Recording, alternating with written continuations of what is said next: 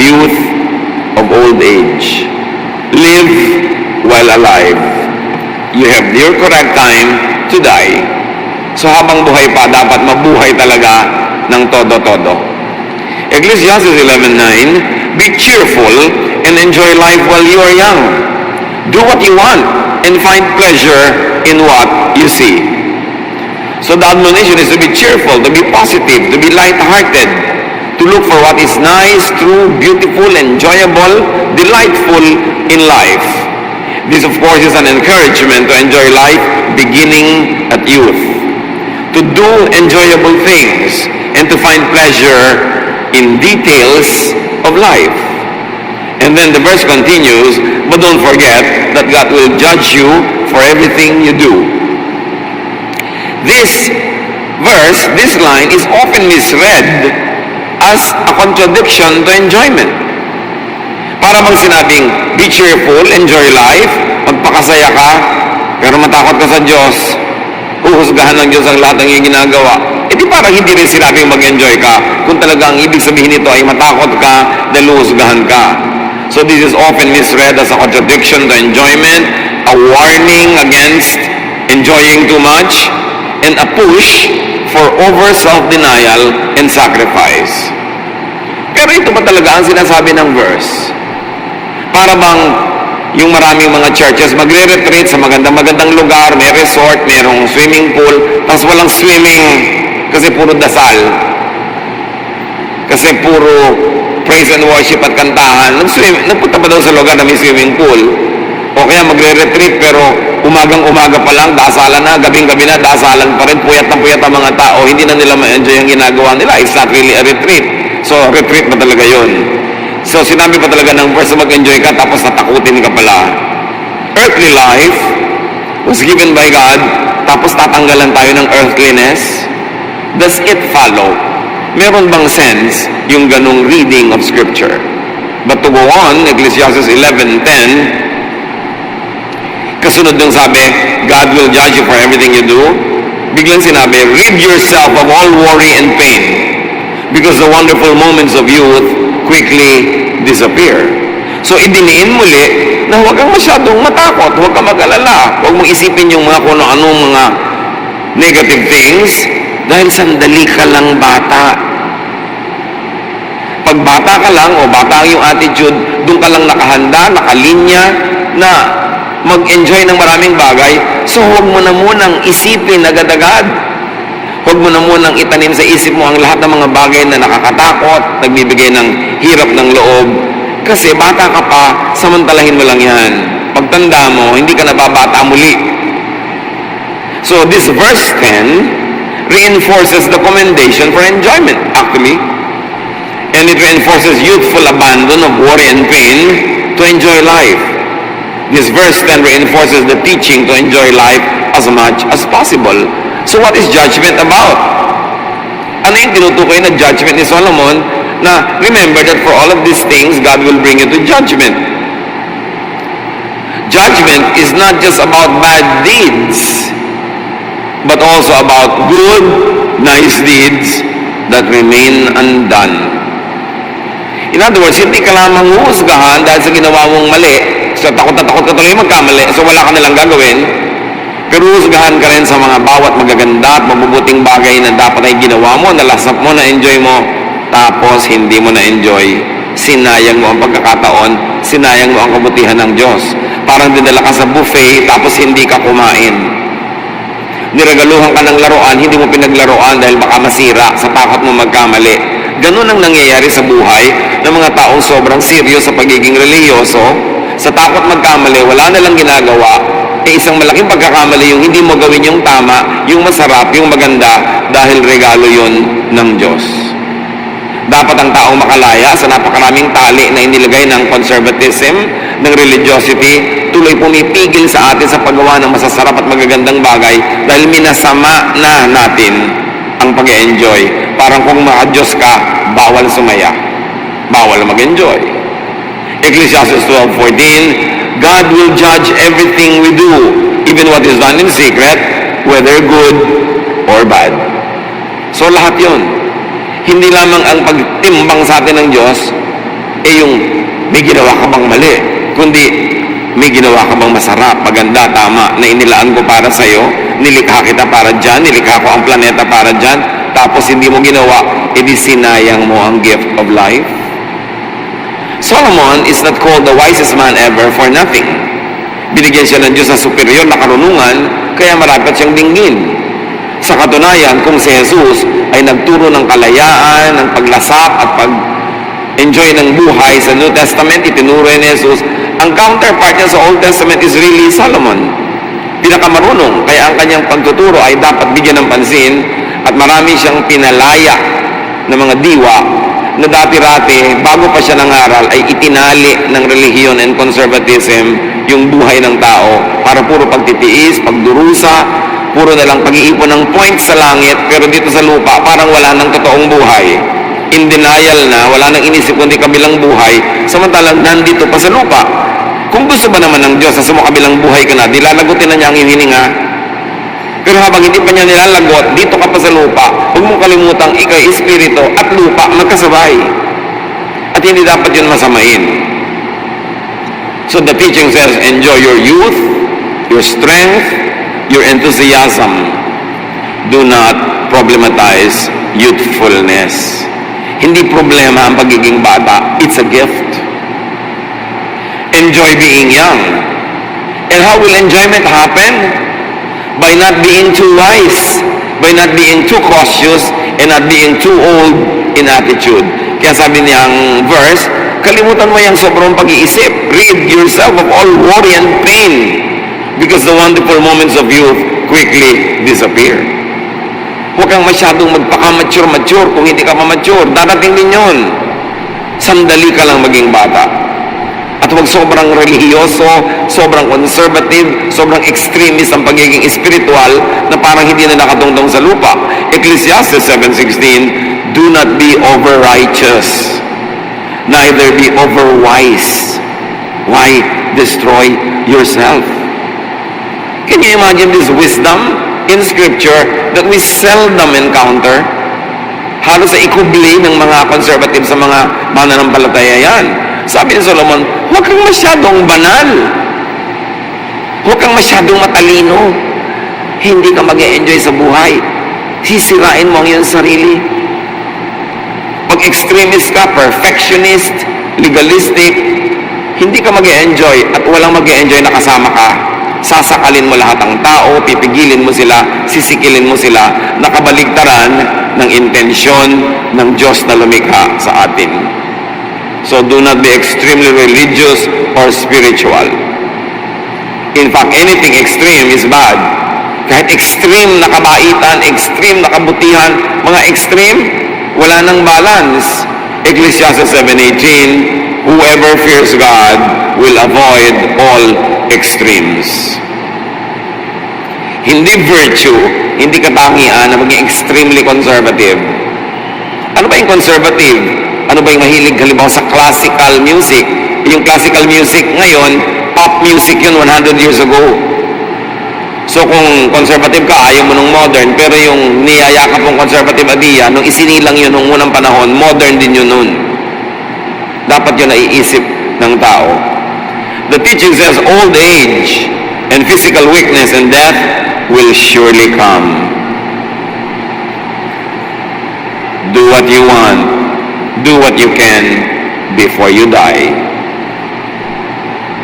Siyempre may hangganan, hanggang ang ginagawa mo hindi nakakasama sa iba, hindi mo ninanakaw, hindi mo inaagaw, hindi nakakasira sa iyo at sa kapwa. Do it. May listahan na ba kayo katulad ng iba?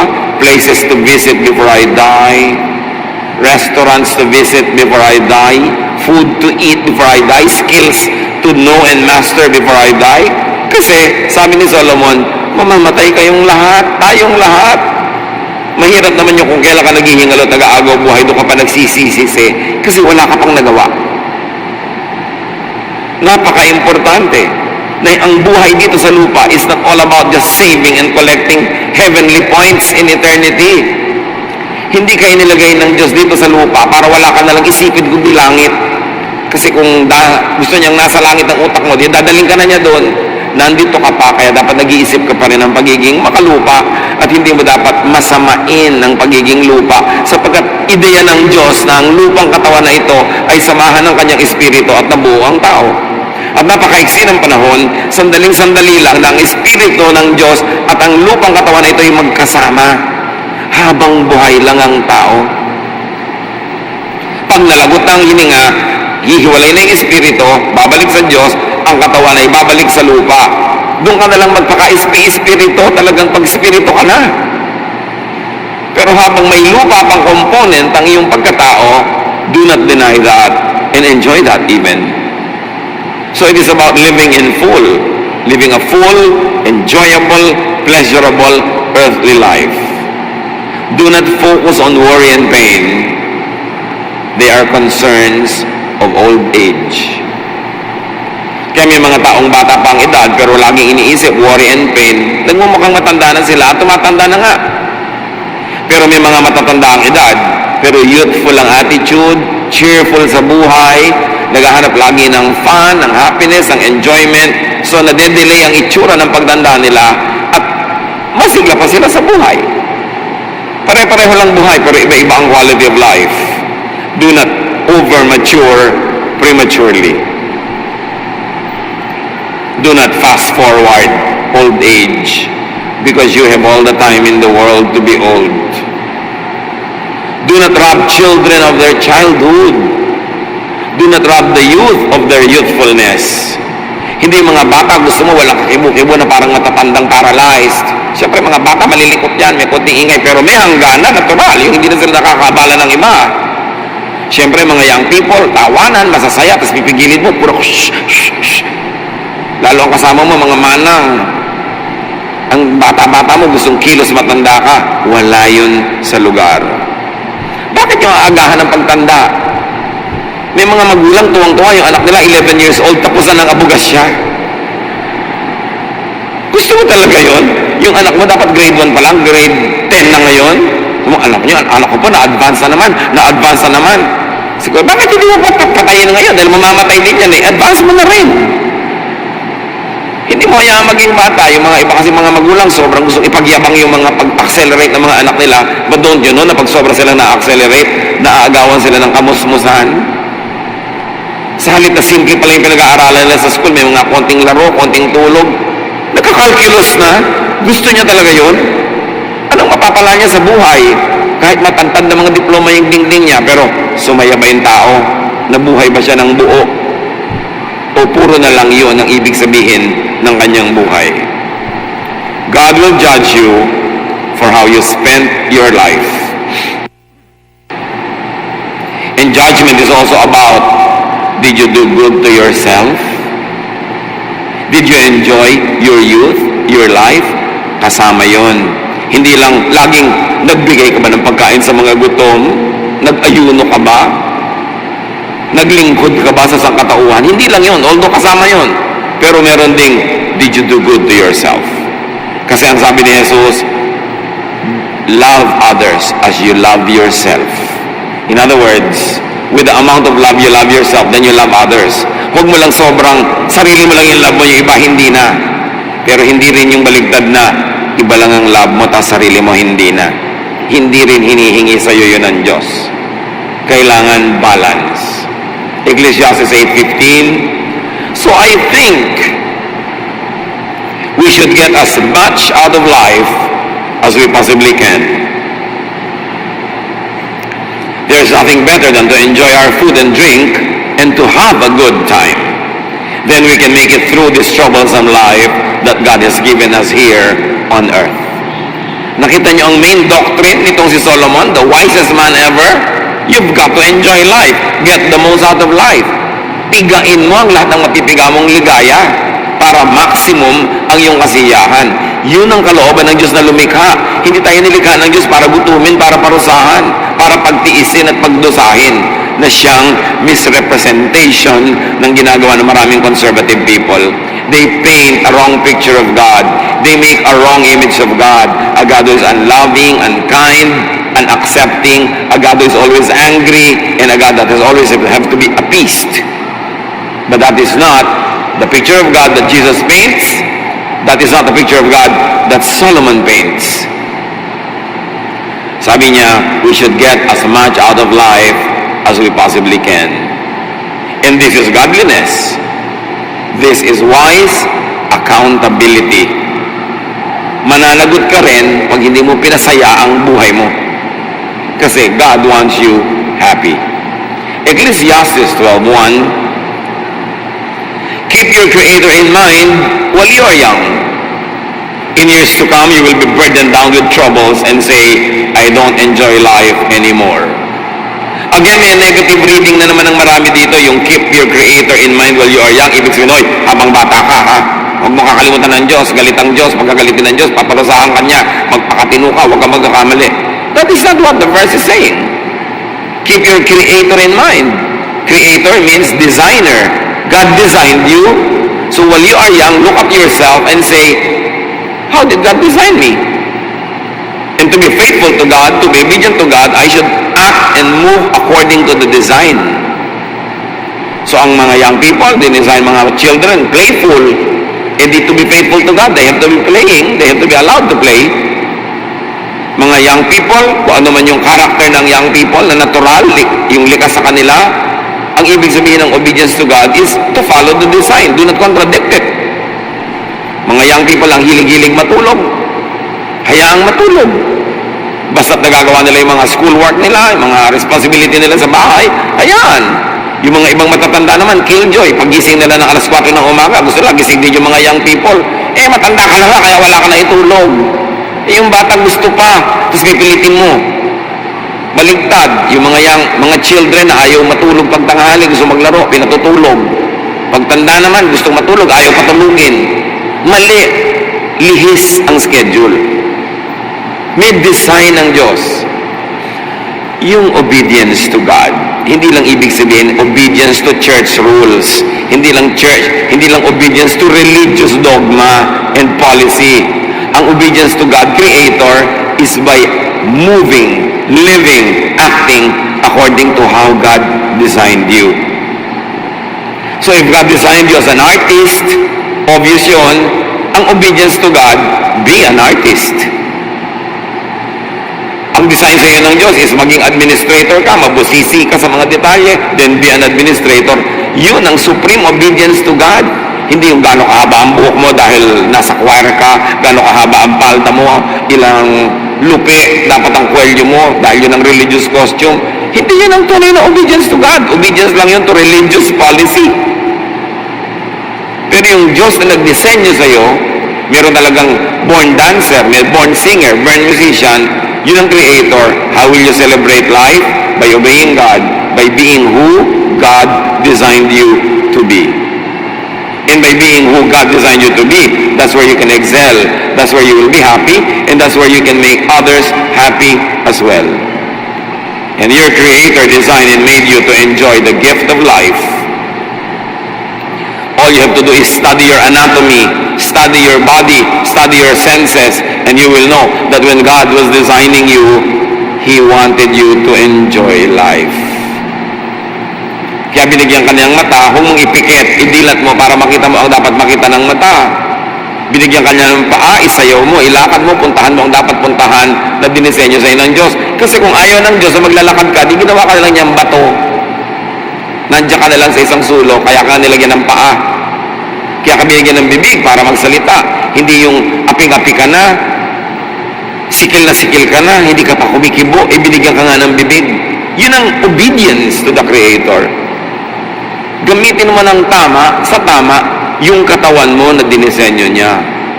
And keep that in mind while young, while able to enjoy. Kaya kamisan lugi yung ang aga-aga pa, biglang napalaki na sa sobrang relihiyosong pamilya.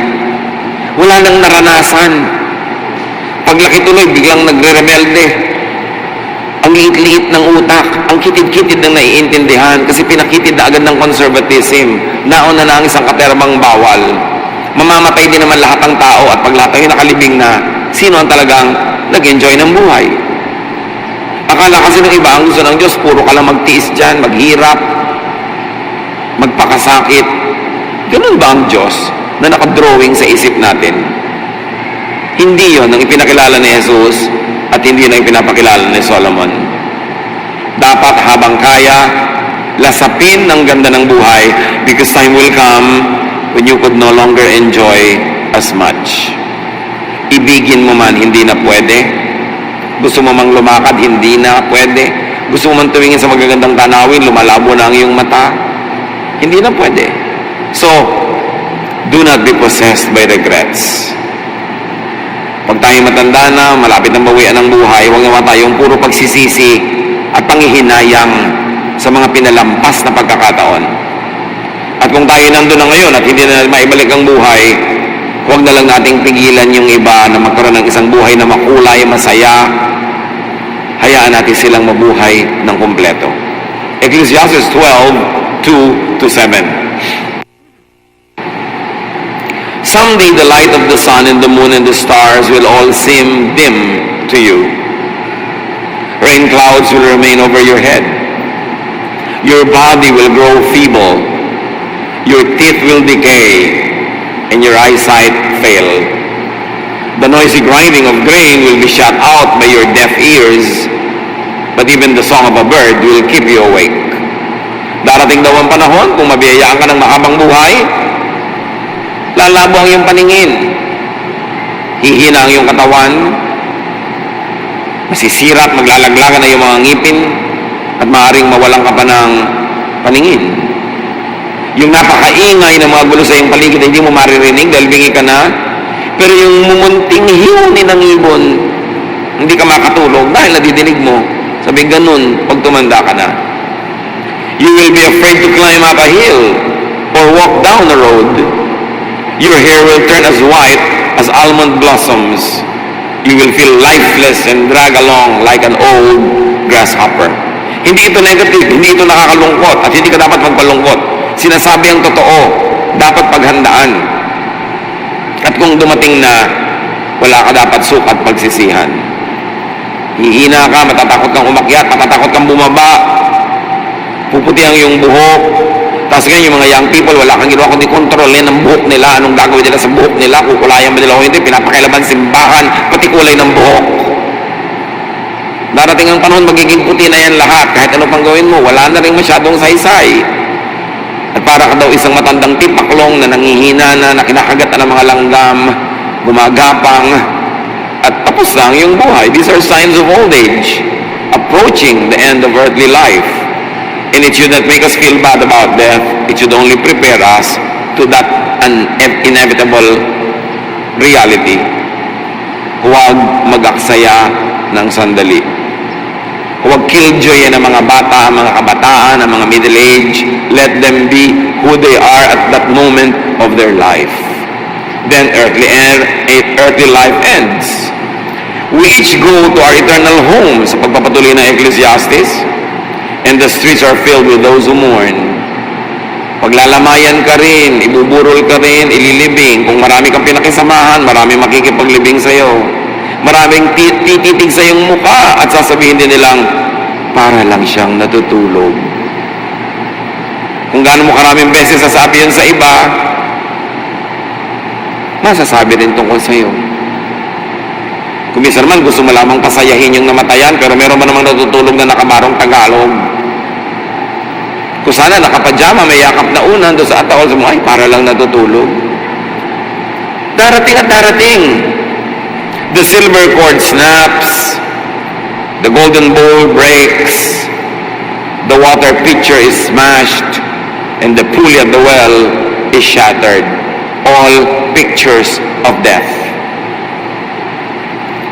And so, our bodies will return to the earth, and the life-giving breath returns to God.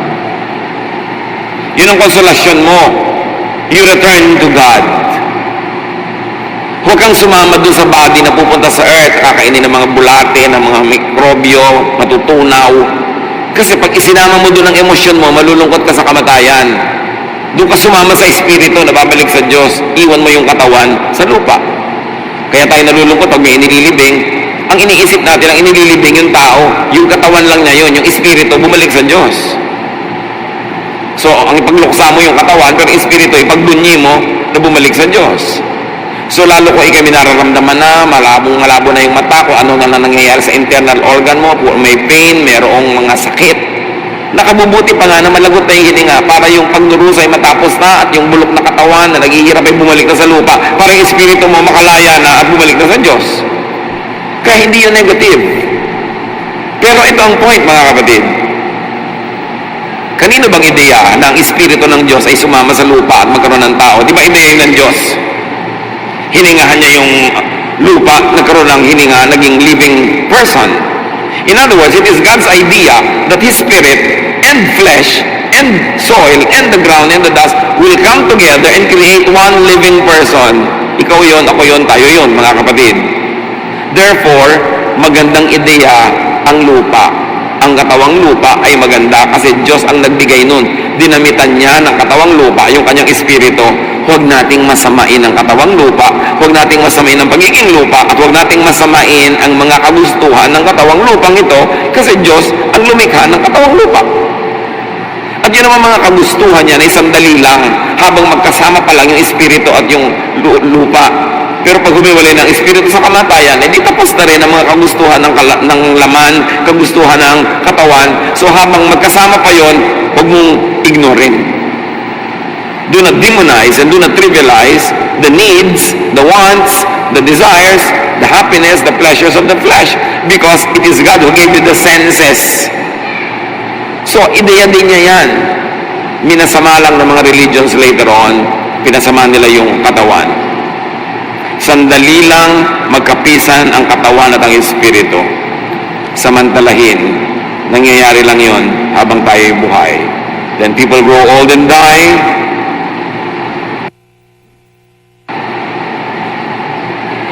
An earthly life could be lived only on earth while in earthly bodies. Nananampalataya ka sa Diyos, nananalig ka, faithful ka sa Diyos, pero huwag naman puro langit na lang ang atupagin mo ngayon. Atupagin mo rin yung buhay mo ngayon, yung katawan mo ngayon, yung reality ngayon, kasi nandito ka pa. Kasi nga, kung gusto ng Diyos na wala ka na dito, di alisin ka na niya, pero habang nandito ka pa, assignment mo pa rin na maging tao. Assignment mo pa rin alagaan ang iyong katawan at alagaan ang katawan ng iba. Pagka nalagot na ang hininga, doon na lang natatapos yun. It is in God's hands. Pero para pabayaan mo ngayon ang iyong earthly body, ang iyong earthly needs, ang iyong earthly happiness, pagtalikod yon sa kalooban ng Diyos na nagbibigay sa iyo ng earthly life. So live as a dual person, as a dual citizen.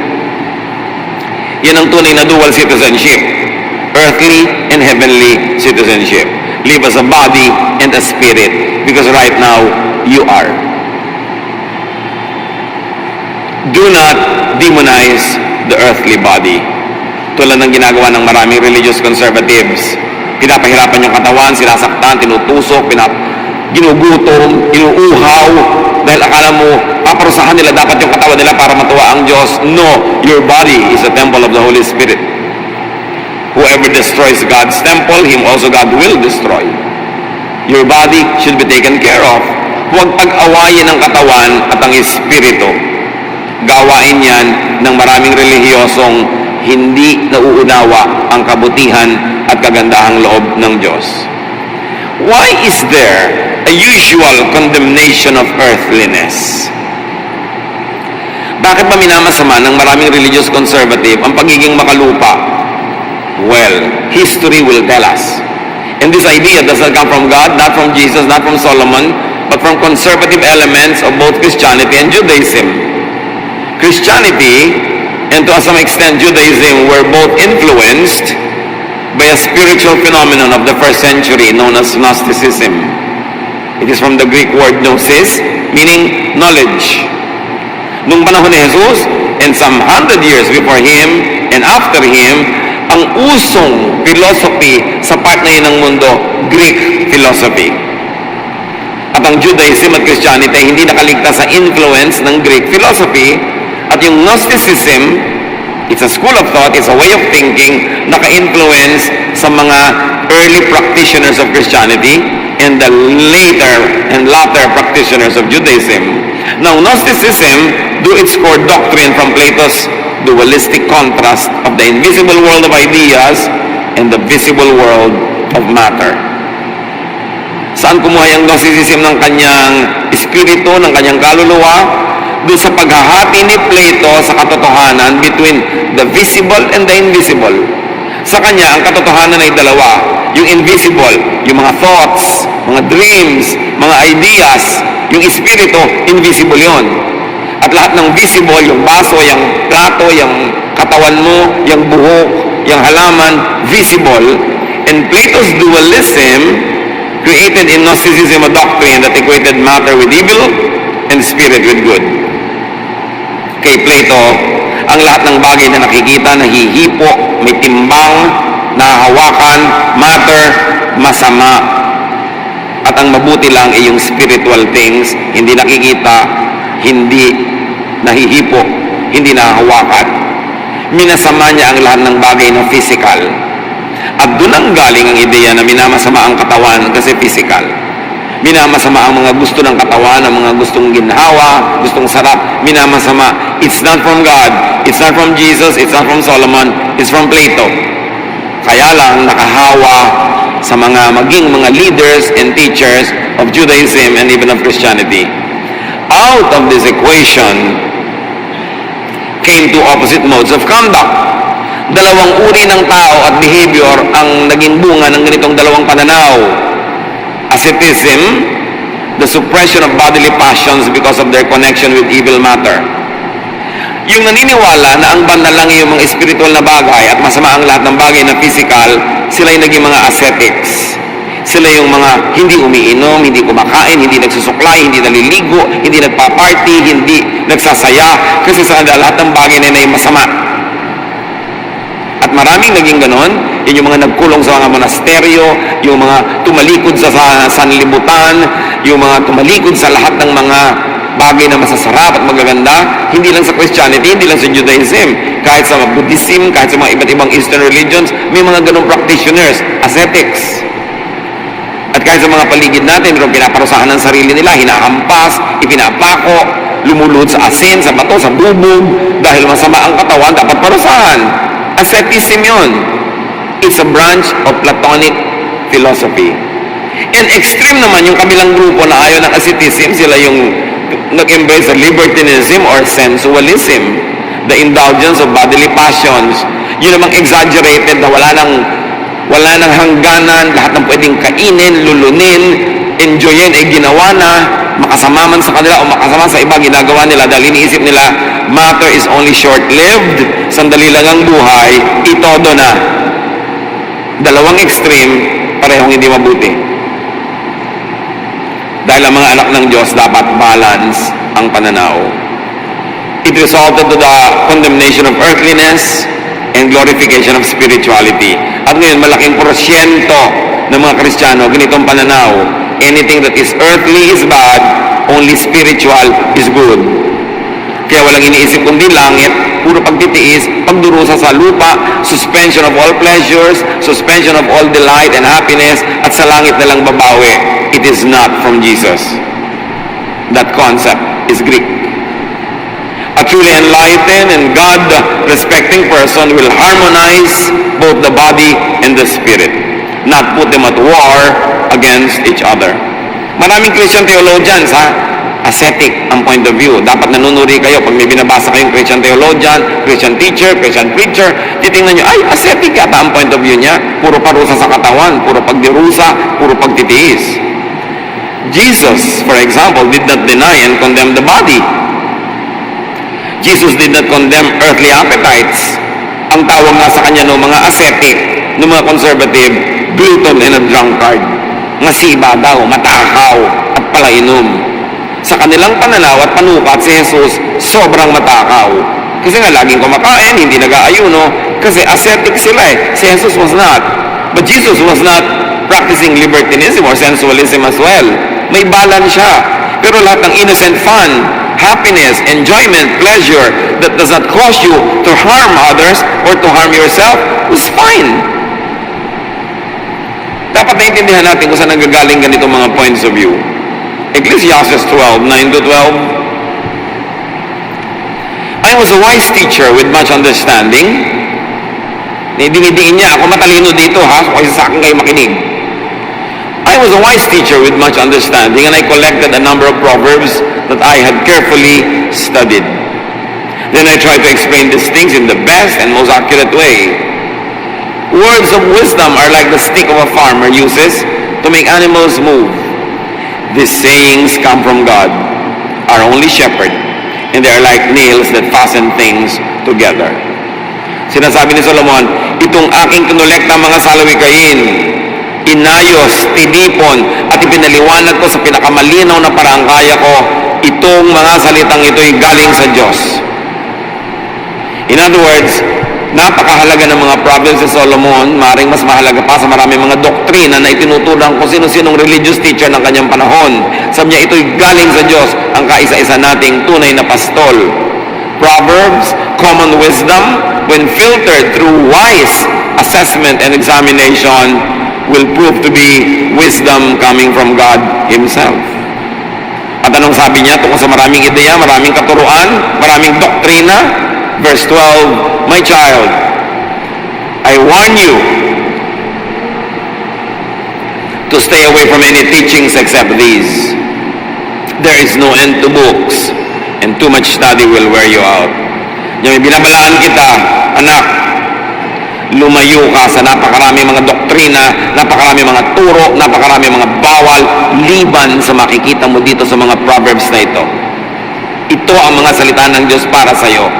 Culled from the common wisdom of folks, of people who observe life from generation to generation, and with godly given wisdom, create these crystallized forms of knowledge and wisdom called proverbs. Ang dami-daming isms, ang dami-daming mga ideas, philosophies and doctrines. Sabi ganun, magugulo ka lang sa mga yan, malilito ka, dito ka makinig sa mga proverbs na sinasabi ko sa iyo.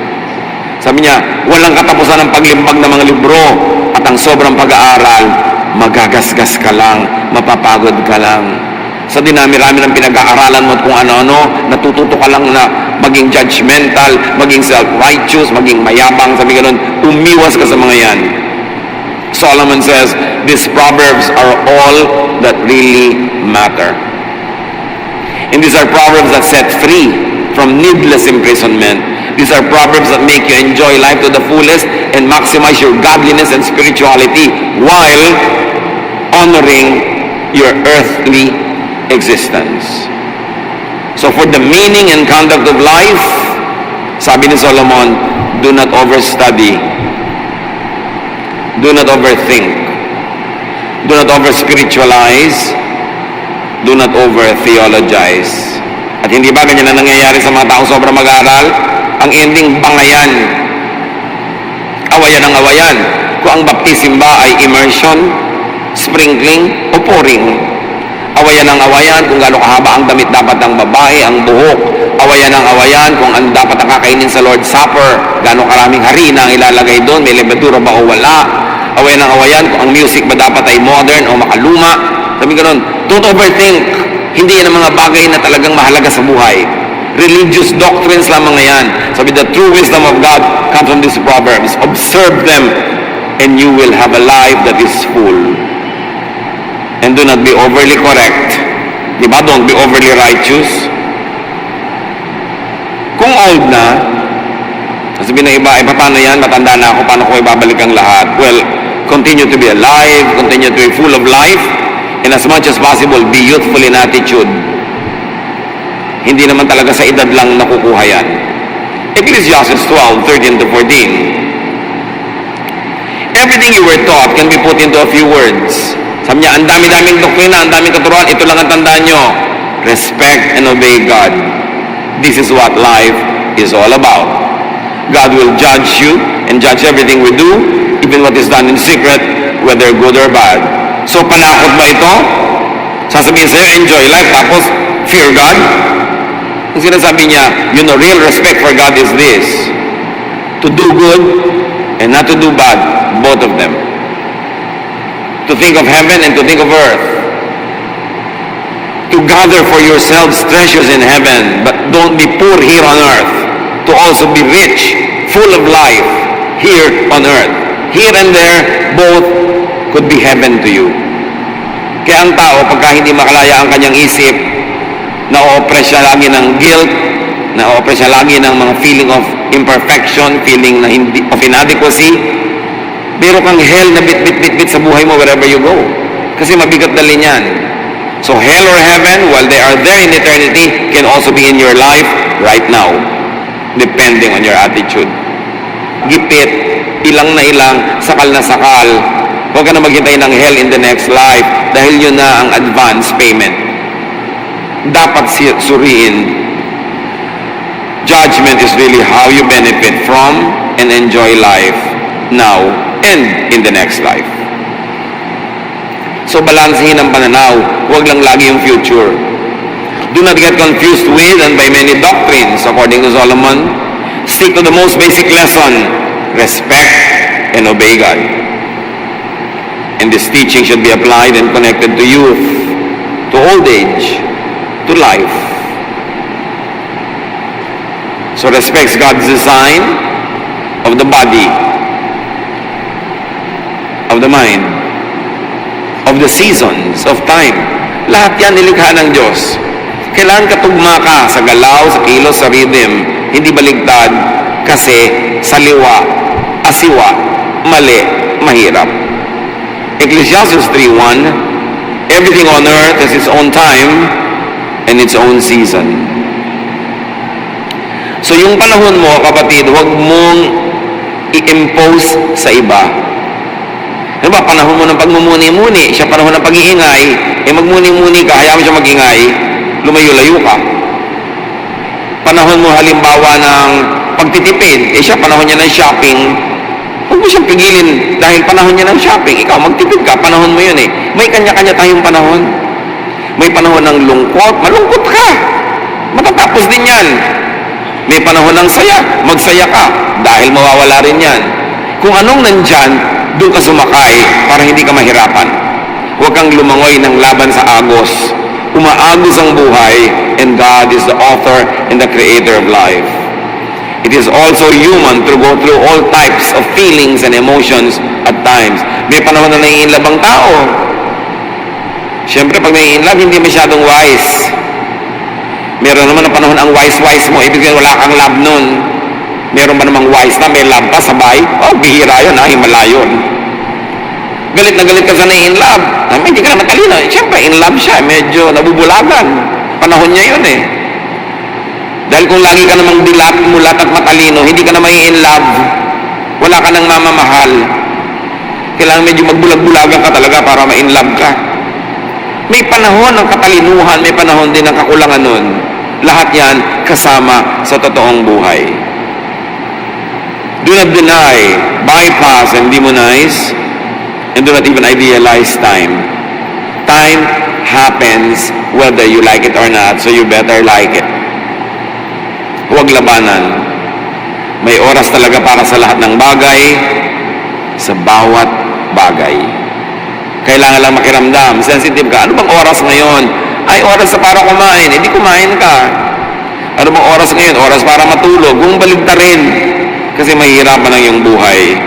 At huwag masamain ang panahon. Huwag masamain ang uso. Hindi ko mo classic, tama. Hindi ko mo uso or bago, mali. Dapat bukas ang pananaw. So live according to time, space, and bodily realities. Yung katawan natin, yun ang nagde-define kung anong buhay natin, anong papel natin sa mundo, saan tayo magiging mabunga, at saan tayo magiging makatuturan. Gano'n ba kahaba ang buhay? Iba-iba naman ang haba ng buhay, pero merong standard.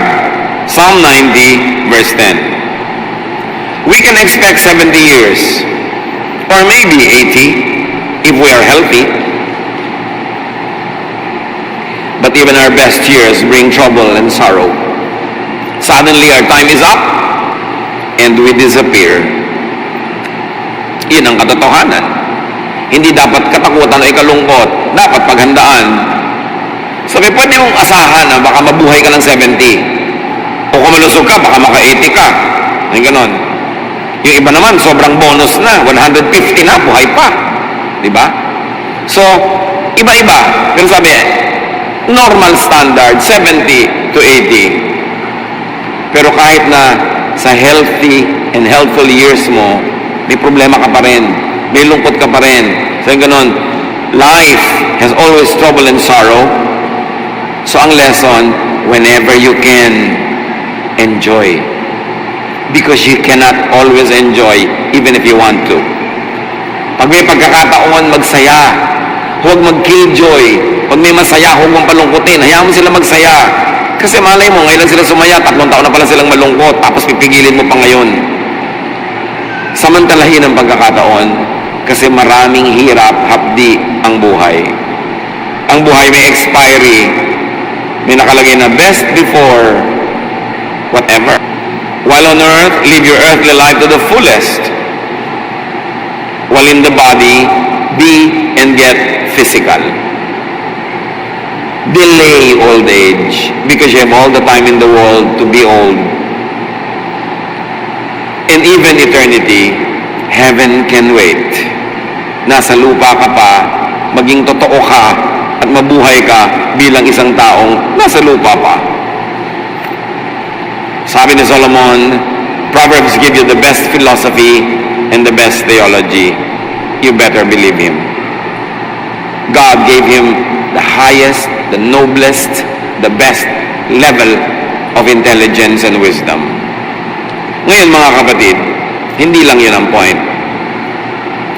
Help others, enable others to enjoy life. Lahat ng tao nasa ilalim ng inyong kapangyarihan, impluwensya, allow them to be happy, allow them to enjoy. Huwag niyong ipilit yung lifestyle niyo sa kanila. Sila ay hindi kayo, kayo ay hindi sila. Iba ang gawa ng Diyos sa kanila sa pagkakagawa sa inyo. Huwag nating dahil lang may kapangyarihan tayo, igigit na natin yung gusto natin sa buhay ng iba. Allow them to enjoy life. And then let's all meet our Maker when that happens. Psalm 90 verse 12, teach us to use wisely all the time we have. Dear Lord, thank you for time. Salamat at ang oras na magkasama ang katawan namin at Espiritu ay hindi mahaba, hindi maiksi. Tama lang, kasi kayo ang nagdidisenyo. Turuan niyo lang po kaming huwag mag-aksaya ng panahon. Kung nandito kami, nandito, huwag mag-isip na dapat nandito kami sa ibang lugar. At pag nandito naman kami, isipin namin, dapat nandito kami sa lugar na ito. Hindi na kami mag-i-enjoy kahit kailan, kahit saan. Pag hindi kami tumutugma sa panahon at sa okasyon. Teach us, Lord, to number our days, so that we may live a righteous life, a life that is balanced, a life that is godly, and at the same time respectful of the fact that you made us humans, that we have bodies, we are in the flesh. Pagbulay-bulayan natin mga kapatid ang kahulugan nito sa ating pang-araw-araw na buhay, pati sa pakikasalamuha natin sa kapwa, at nang sa gayon, ang karunungang ibigay ng Diyos kay Solomon ay matamasa at mapakinabangan nating lahat.